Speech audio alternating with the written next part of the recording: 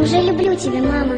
Мне так хочется скорее увидеть тебя, обнять тебя своими маленькими руками, прижаться к тебе.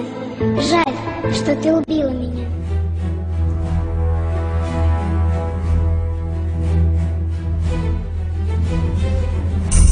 Что мы знаем об абортах?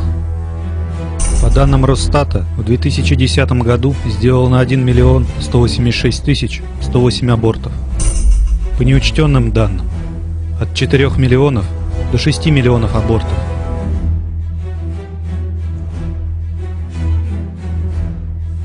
На УЗИ видно, как ребенок уворачивается от щипцов врача.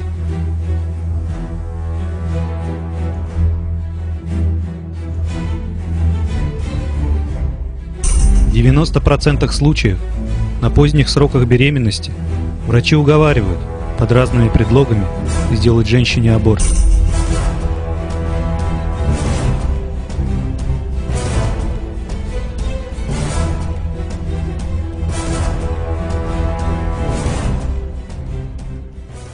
В тех случаях, когда женщины отказывались делать аборт, оказывалось, что ребенок совершенно здоров.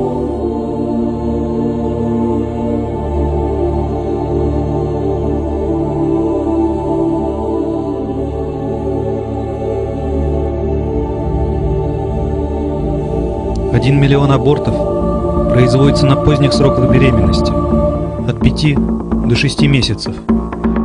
Но зачем и почему это делается? Несколько причин для этого.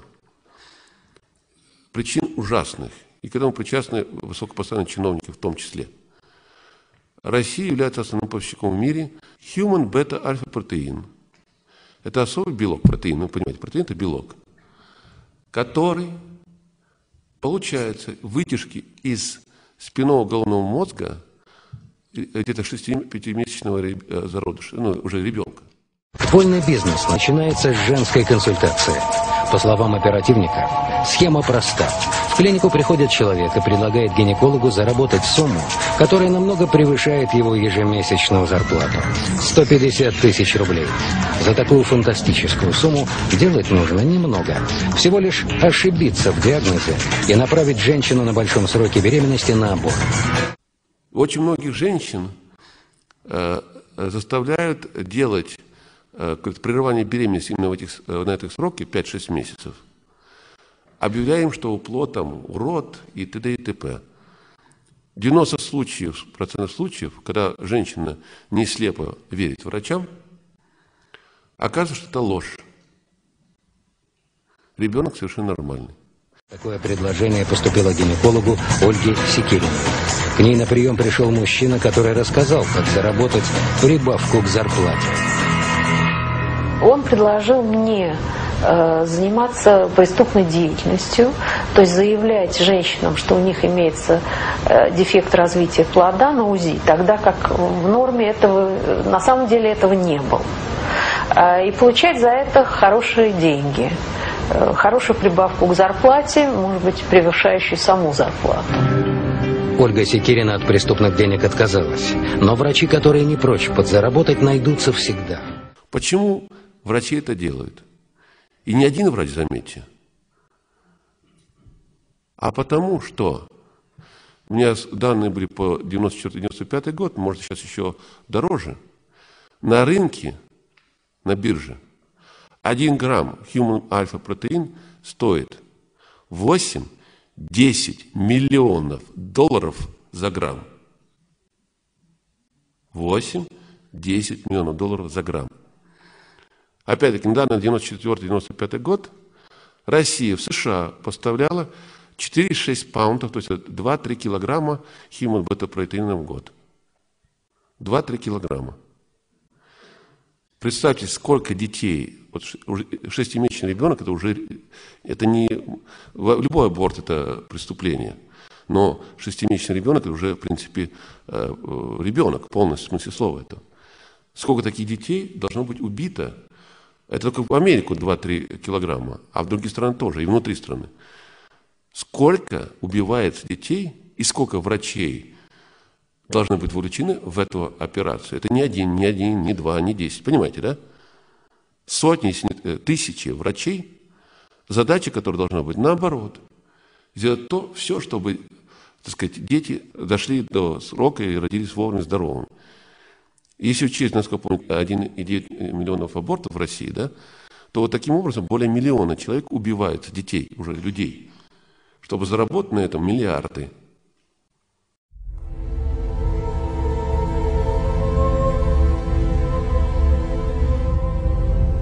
Клятва Гиппократа гласит: «Я не дам никому, просимого у меня, смертельного средства, и не покажу пути для подобного замысла.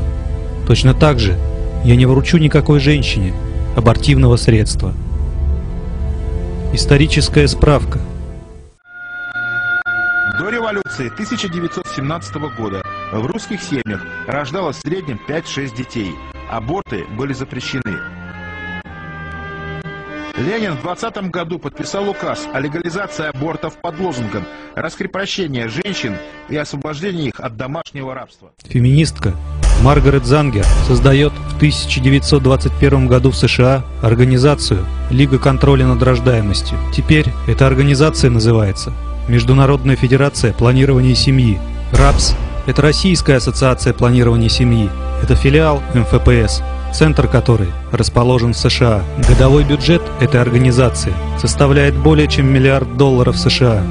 После критики и протестов населения она сменила вывески. Сейчас ее отделения работают под видом разных общественных организаций.